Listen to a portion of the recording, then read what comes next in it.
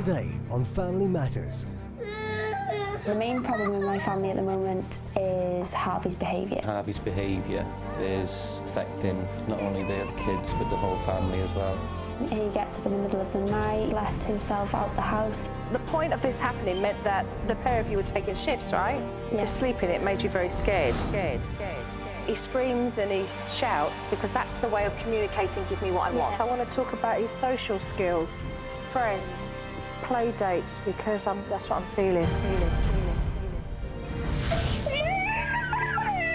In the house, it is like World War III. All hell breaks loose, arguing, fighting. It's not that they can't behave, is it? Yeah, because when other people are there, other family members, they're totally different. Do you feel like a united couple together? Not anymore. I think you made the right decision to call off the wedding for now because, you know, fairness, trust me, signing on a piece of paper is not going to make you both talk.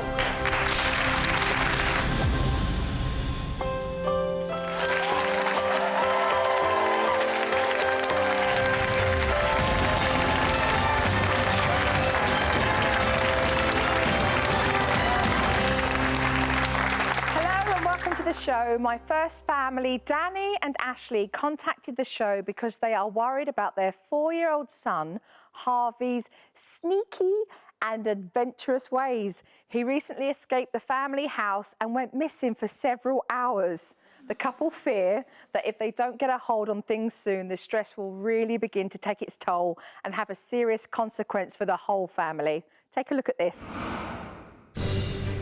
My name's Danielle, I have 3 children, Ellie, Harvey and Tiana. And the main problem in my family at the moment is Harvey's behaviour. My name's Ashley. Harvey's behaviour is affecting not only the other kids but the whole family as well. He climbs the cupboards. Get down! He gets up in the middle of the night. What else have you done downstairs? Come on. He's got an adventurous personality. His concept of danger is nil. Harvey in the past has let himself out the house early hours in the morning. Harvey let himself out around 5, 6 a.m. Put his dad's flip-flops on. He took some money off the side and he went to the corner shop to buy some sweets. Somebody seen him on his own and thought that wasn't right. They took Harvey in and phoned the police. I think it's the worst nightmares, your child going missing. We've had to make some sacrifices, one of them being sleep because of Harvey getting up in the middle of the night. I think he's fighting for attention all the time. No, I'm not carrying you to that chair, you can go. It's taken its toll on our relationship because we have argued, we are more stressed lately. I cope with it, but it's upsetting. We're just at our end now, we can't do any more. I know he can be good, and it is in there somewhere, but just need to find it.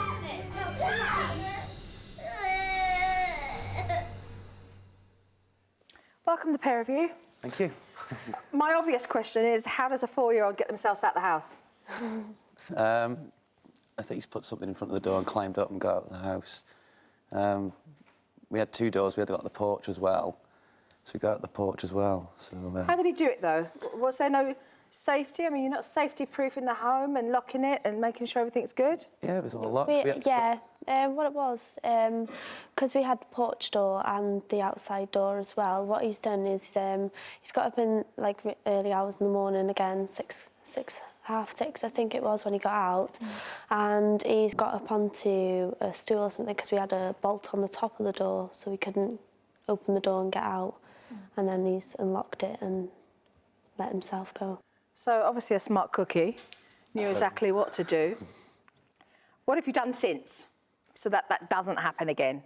We've put bolts on the door and things like that. Obviously, we've been getting up very early in the mornings, things like that, just to check, make sure he's not doing it. Okay. We've also sat down with him and told him, you know, and obviously after the first time, I think he could see how upset and scared we were that he'd let himself out and things like that, so... But have you put key lock in and stuff like that so that, you know, he can't push back anything, unlock anything? Yeah. We've got... You put the proper safety measures in that? We've got key lock on the top door, right. Key lock right on the bottom, and the actual lock there. OK, but key lock on the top, so that way he can't use the key. Yeah.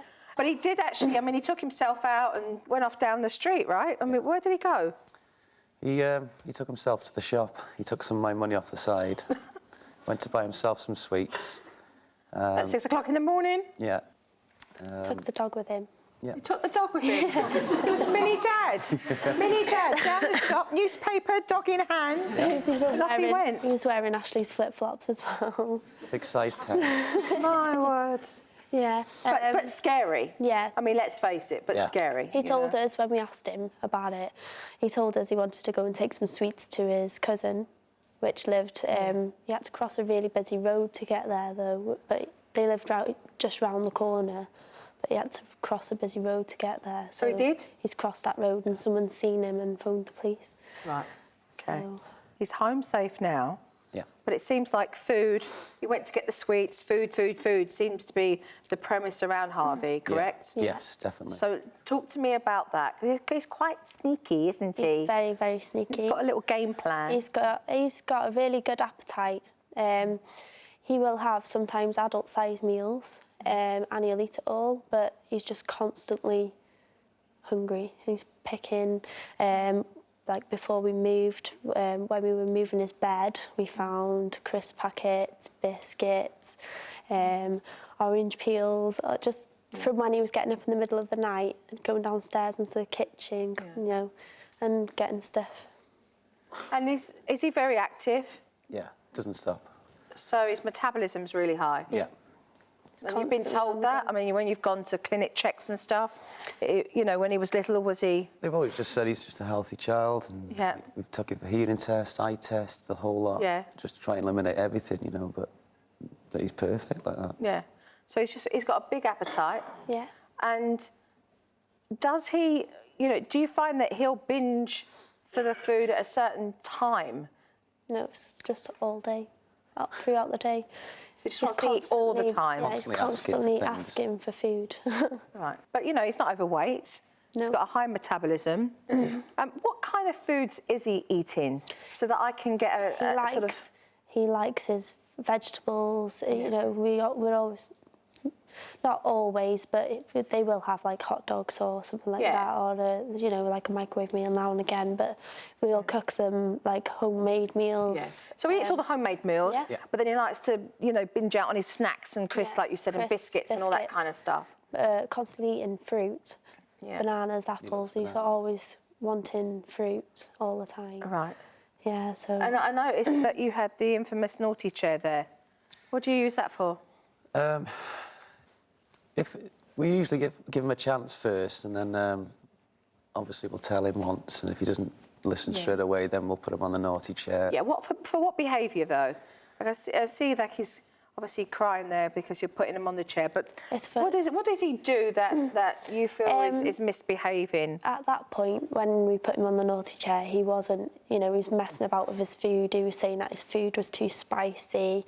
And then the girls were trying, you know, they were telling him, it's, you know, it's not spicy, which it wasn't. And he was just refusing to eat his food. He was refusing to eat his food? Yeah. So, as much as you say he's got a big appetite, he does fuss around his food as well? Yeah, he fusses around it. Okay, so tell me about that. He'd make it very clear, just doesn't want to eat it. Yeah, I want this, I want something else. Yeah. And he'll normally tell you what he wants to eat, things like that. But we do, you know, sit down with the kids and say, we're making this for tea, is that okay, sort of thing. God, you're good. It was like, we're eating this and get on with it. But, yeah, because we have been naughty in the past. Sometimes we've asked them what they want and they've all asked for something different. We've done it, but we stopped doing that now. Because that's just mayhem in the kitchen. That's what I thought. Let's take a look at the tape. Harvey's got a very big behaviour problem. If Harvey doesn't get his own way, he's normally on the floor kicking and screaming within seconds.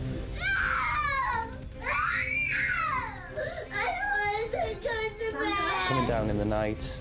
What is it you got in your hand? Chocolate? What else have you done downstairs? Come on. We'll come down some mornings and there's just milk everywhere and crisps and sweets, and so he's gone rummaging, taking things out the cupboards. Did you ask for it? How did you get those out the cupboard? Can I have them back, please? You climbed in the cupboard to get them, didn't you? You didn't eat your tea and having chocolate. Did you climb on them cupboards? Because they were in the top shelf, weren't they? Sometimes he does take it up to his room and stores it and hides it away. I didn't climb on the cupboard. Well, you're lying to me, because I've seen you. I come in the kitchen and I've seen you climbing. He's been hitting the other children. He has been known to hit Danielle as well. We introduced the naughty chair. Quite hard sometimes. It can take up to 10, 15 minutes just to get him to sit still. You know, he'll get off and we'll put him back on and then he'll get off again. And he's just kicking, screaming, shouting. It doesn't work at all. Tiana does copy Harvey a lot. I am worried about Tiana because she has had some bad tantrums. Hey, stop kicking. She wants to do what her brother and sister are doing. I don't think there's anything else we can do now. We've tried everything. It makes me feel sad to think that, I don't know, maybe I'm not doing enough to make him happy.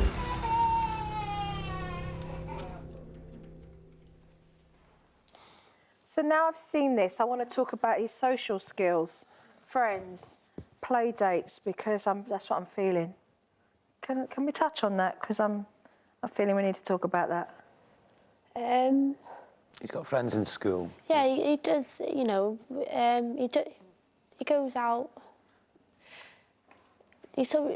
Well, the only people that he does socialise really is family, because we don't, you know, and friends in school.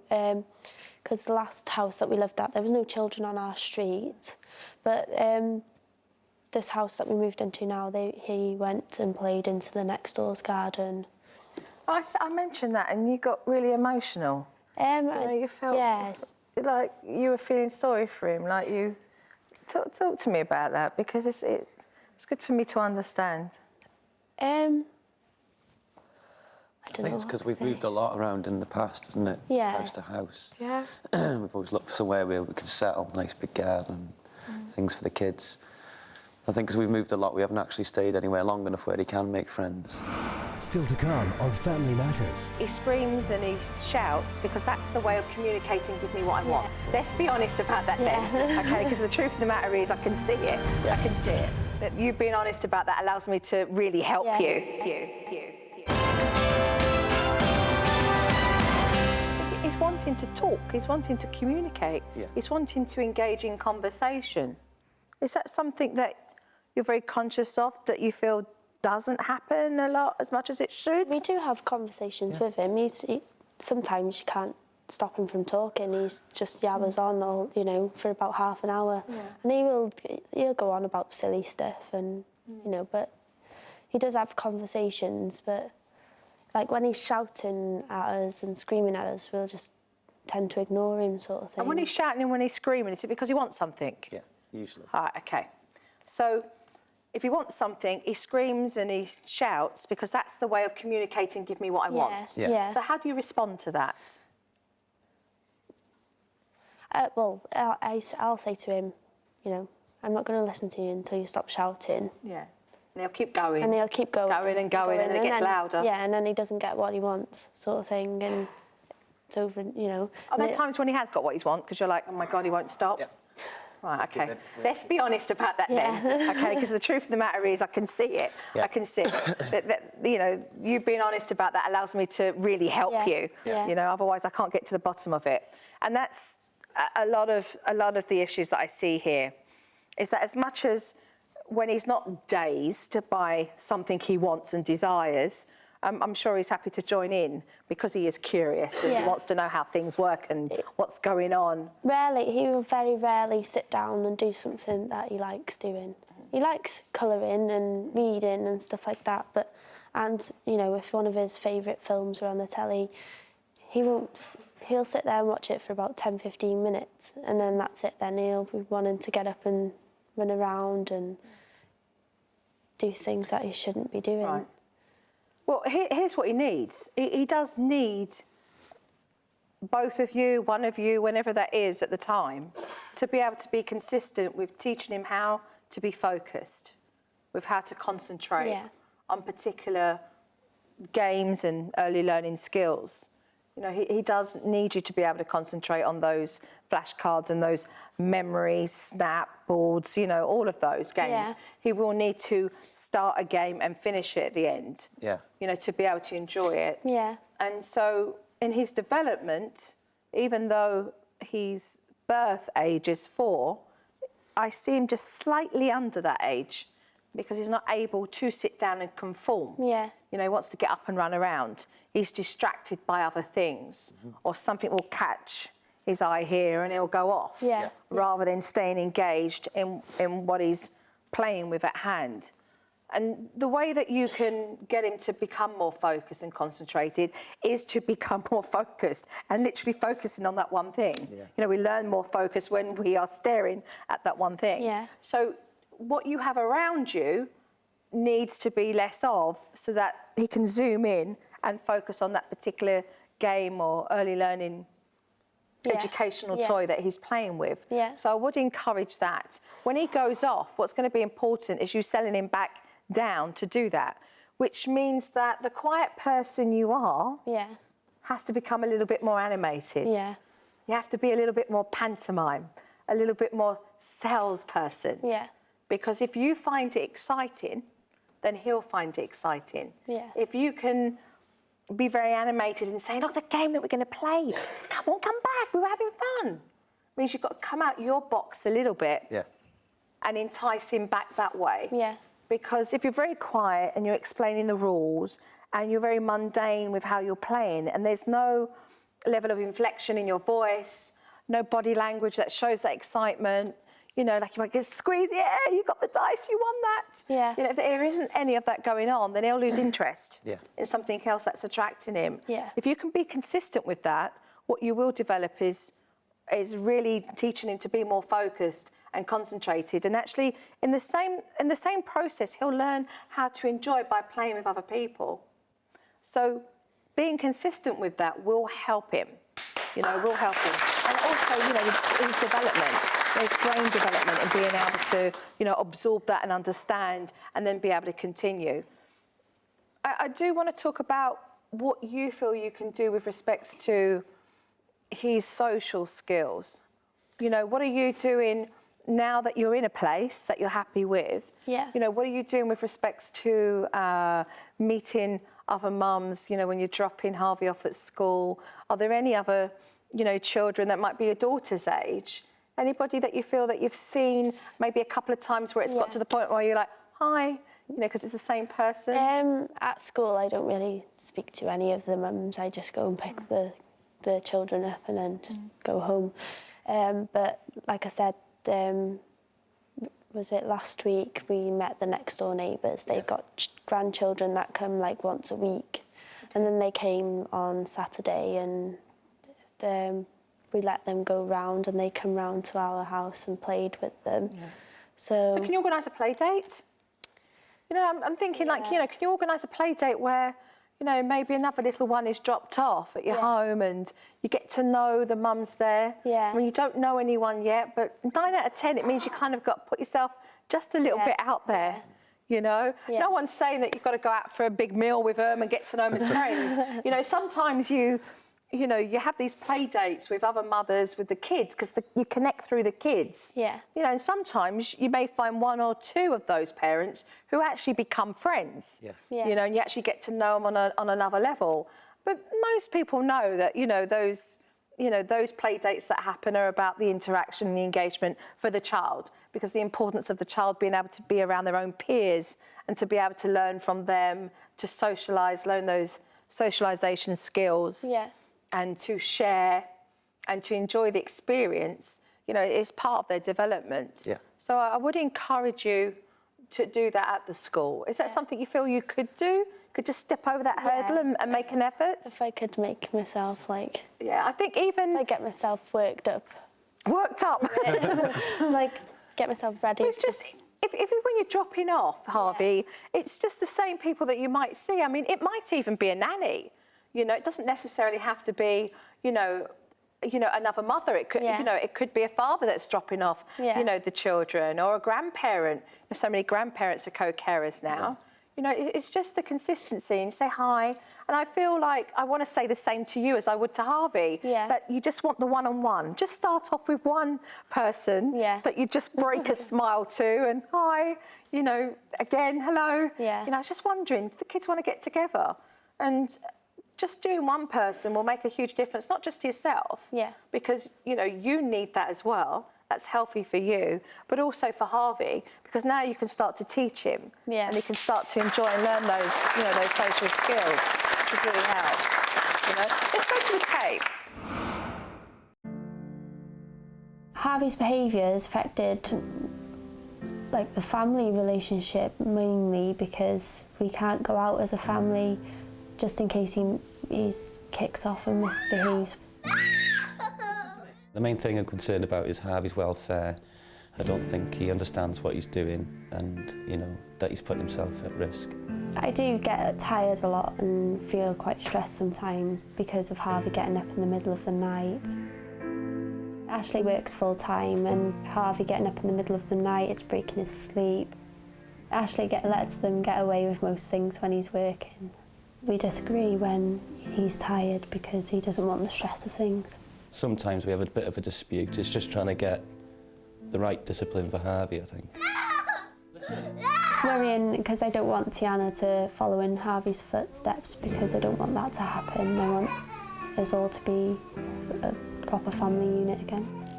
We're just at our end now. We can't do any more, which is, you know, it's upsetting the family. I think we're just at breaking point now. There's nothing else we can do.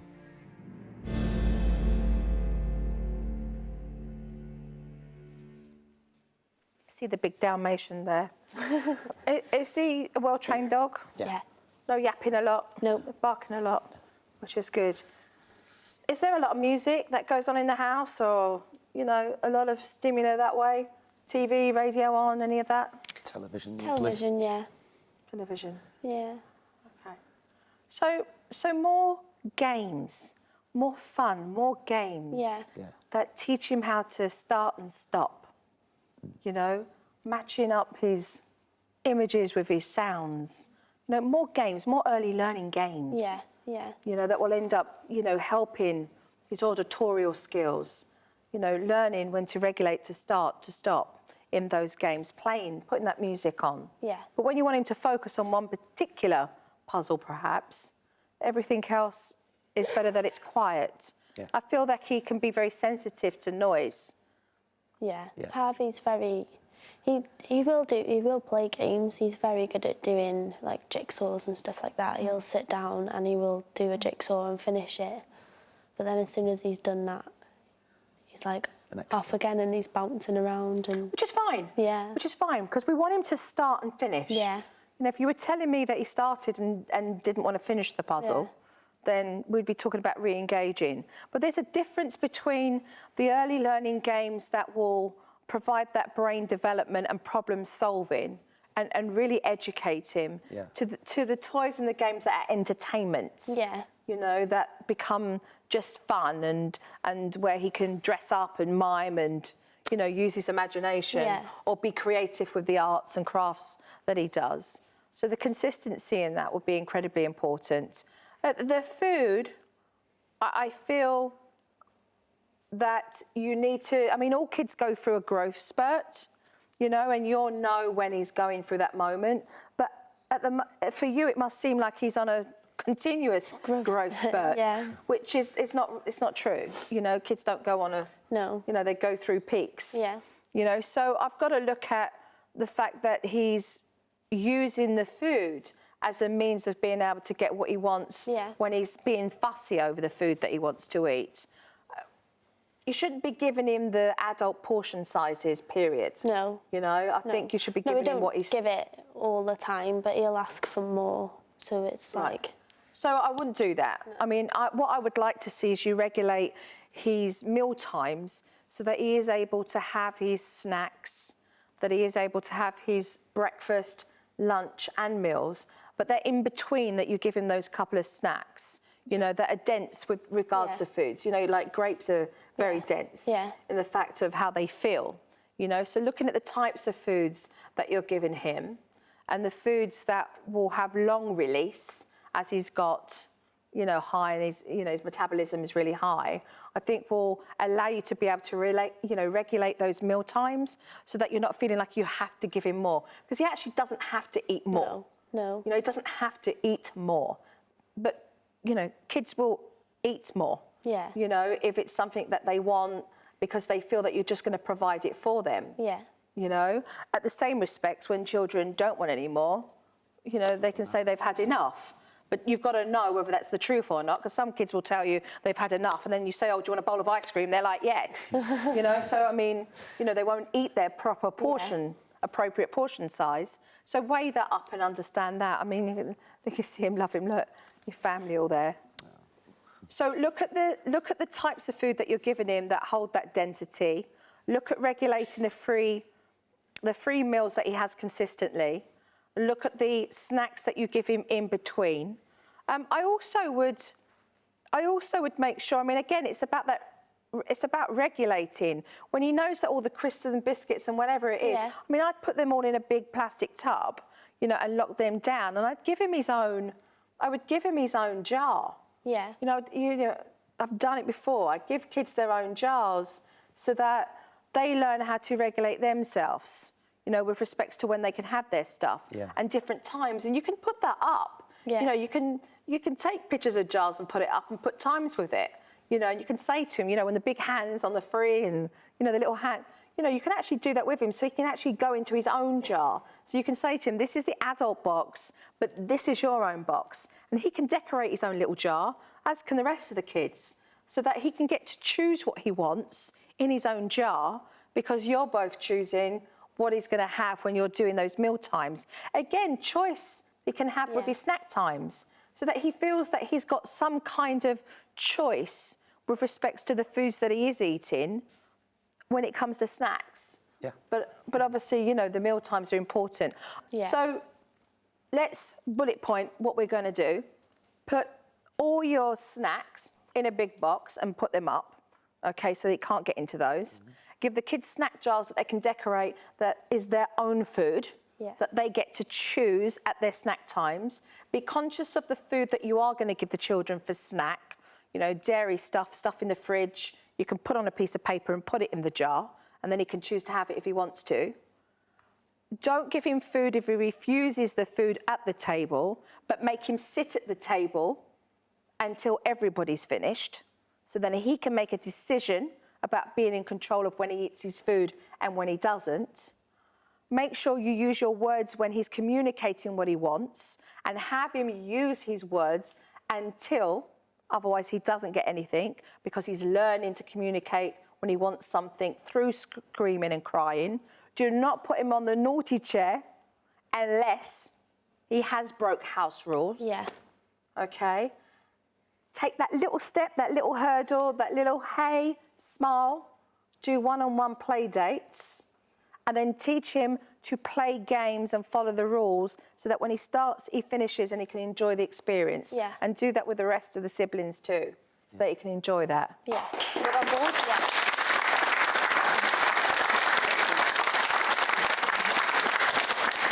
So, game plan in hand. What's the first thing we're going to do? Get a box. Get a box. Thank you very much. Thank you. Still to come on Family Matters. In the house, it is like World War III. Do you feel like a united couple together? Not anymore.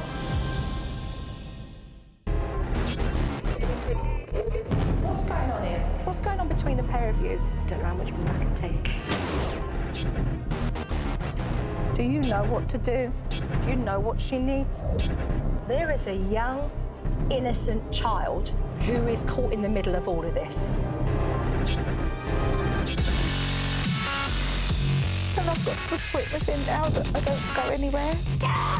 It's just too stressful. Just upset. I just need it to get better. I don't think the problem's the kids. I really don't. I think the parents have got to butt their ideas up.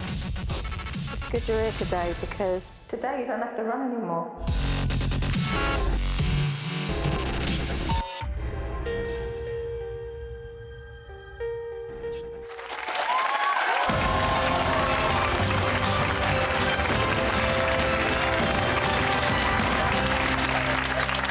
Welcome back. My next guest today, Emma, is here to try and save her relationship with fiancé Louise. She says they are both struggling to control their 4 children And Emma is ready to walk out on the relationship, taking her daughter with her for good. You're staying there till Mummy comes back now. I'm Emma. I'm the mother of Daisy, and Louise is my partner. We were two single mums with our own families. We've come together to create a family. It's not going as we planned. Shut up now, shush. In the house, it is like World War III. Homework. The children are out of control. They don't listen to either Louise or myself. Get up now. You are? Callum, come here. We are fighting, arguing. No. No! They don't tidy up after themselves. Look at the state. Right, get this because she's picked up now. And by the time the weekend comes and they are home all weekend, we've just totally had enough. Daisy, stop drawing on yourself! Me and Louise do disagree over the discipline, major. Lou, What? just leave him now. It does cause quite a lot of arguments. I told you not to ask him, just do it, but you've asked him. We don't spend any time together. I'm going to the shop. Oh, thanks. I definitely do think sometimes, shall I take it back to me and Daisy? Do I want this? You know, I need to sort this out for the best for me and her. I love Louise so much that I don't want that to happen. You've still got to be happy in a relationship, and the way it is at the moment, it's slowly draining the happiness that should be there out of both of us. Welcome, Emma. Have you ever sat down and spoke to your partner about how you should be raising the 4 kids, your morals, values, expectations? Yeah, we speak about it so often. We talk about boundaries, rules, try and implement them, but it never happens. It just never, ever happens. So it's talk, but you both never follow through on anything? We try and follow it through. What stops you then? The backlash from the children. It doesn't make it any better. It starts it worse. It can make it worse. So take me back. So how long have you been living with your partner? Since November. And you brought how many children into the relationship? 1. 1, okay. And then at that point you became a blended family? Yeah. So as a blended family, was your job and Louise's to really work out how the children were going to integrate together? Did you find out that they just kind of all got on straight away, or did you have to work that out first? No, to start with, they did all get on straight away. It was all right, and then slowly it's just got out of hand. So how bad is it? Really bad. Right, let's take a look at some tape. Come here. Come here. My name's Louise. I'm the mother of Callum, Leah and Yasmin. They do look like angels, but they're not. All hell breaks loose. Arguing, fighting.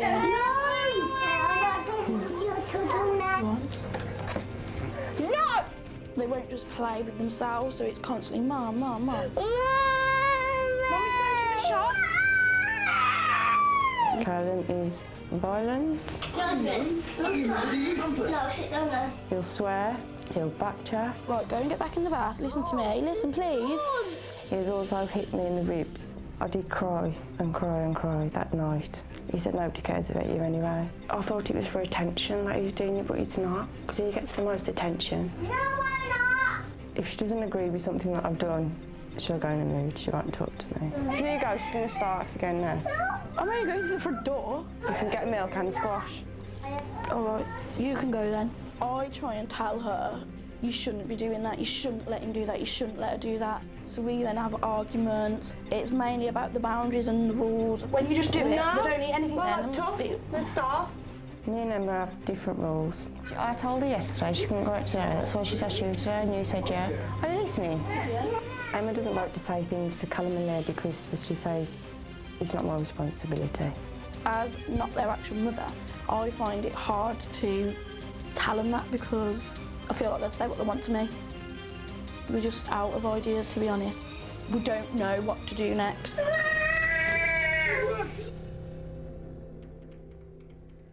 Hi, Louise. No, Joe. How bad has the relationship got because of having different rules? Because of not being on the same page? Emma has walked out with Daisy on the one day. I got really upset. So did Callum and Leah. I explained why she'd gone. But then she did come back after a couple of hours. Do you feel like a united couple together? Not anymore.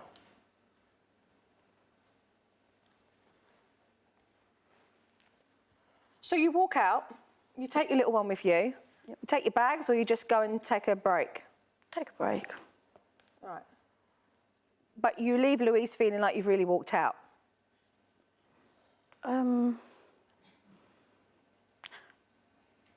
She didn't.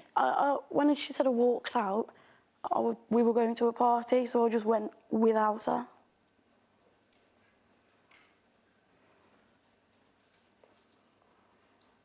But you did walk out, didn't you? Yeah. And we were supposed to take all the kids together. Yeah. But then the kids felt that they wasn't going because of the argument. Just 'cause I just don't know. I didn't know what else to do. I couldn't. It was just. You awful. You say that you feel like you can't discipline the kids when they misbehave. You don't feel that you have the authority to do that. Why is that? It's mainly because of what I get back from them.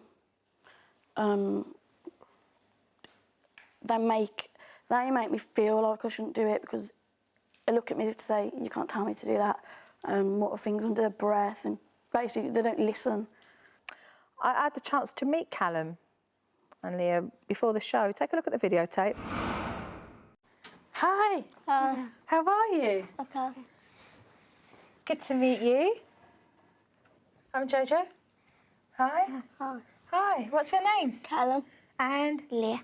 Leah. Nice to meet you. So what are the things that you see that are unfair? You're like, Mum, this is not fair. When Callum gets stuff what I wanted and not out. All right, okay.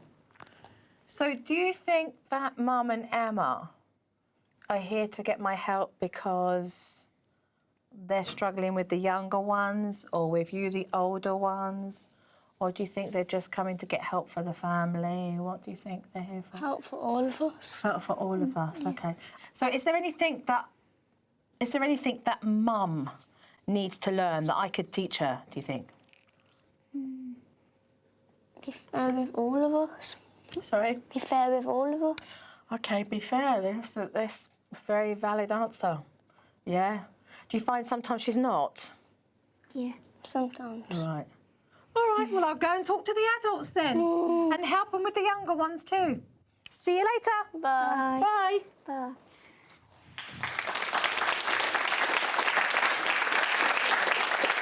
So we met your older two, obviously, out of the four. It's not that they can't behave, is it?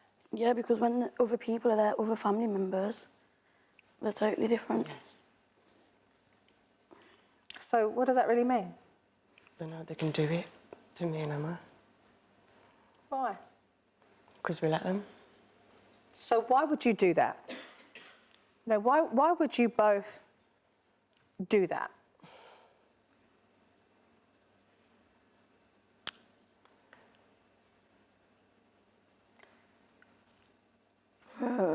An easy life, I suppose. I don't know. Because it's looking easy.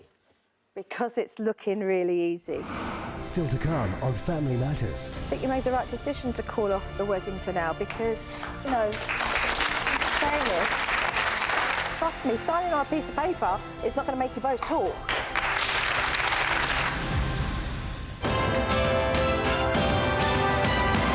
How come you don't talk, the pair of you? We do talk. We have put stuff in place, but when it goes wrong, then that's when we... When it goes wrong, but you create it going wrong by giving in. Let's go to tape. If nothing changes, the future don't look very good on both of our behalves because it is too much. I have threatened to leave. There was this one occasion when me and Emma was arguing all day over the kids. So I just turned my phone off because I just had enough. When I got home, She was putting her shoes on, the coat. And to be honest, I did think she was going for good. And it just really upset me. I can't actually physically do it, but it's getting to the point where I would go out. I don't want to, but it's something that I feel like I've got to do if it carries on. We were planning to get married next year. But we've had to cancel that. We are having to put it back until we sort out money situation and sort out things at home first. But I just want to be happy for good now, because I've had enough upset. I just want all the kids to be happy and me and Emma to be happy. And have our wedding finally.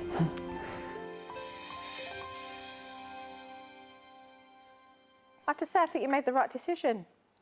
I think you made the right decision to call off the wedding for now because, you know, in fairness, you're upset.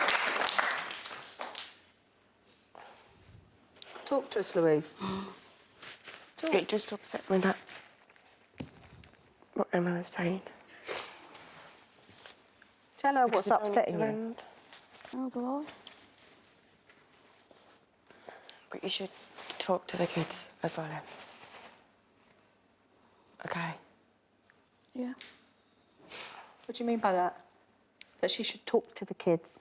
Like, discipline them as well. Don't be scared of what the reaction you're going to get off them. Do you have each other's permission to discipline each other's children as a couple together? Yeah. We've already spoke about this. Right. And we do, yeah.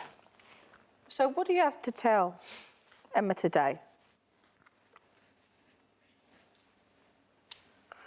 I just want us to be happy, I want the kids to be happy and then finally get married. Yeah, and me. But what does that mean? You can't just say, oh, I want to be happy, and I want to get married, and that I want this, and I want to reach this goal, and I want to reach this goal. You know, personally, you know, I don't think it's right that you get married right now because look what you'd be going into. You can't talk now, not married. What are you going to do when you're married? Think that's going to change? It's not going to change anything. No. You know, you'd be married, still not talking. And then you can't really say you didn't know what you were getting into when you married each other. You know, if you can't communicate now, trust me, signing on a piece of paper is not going to make you both talk.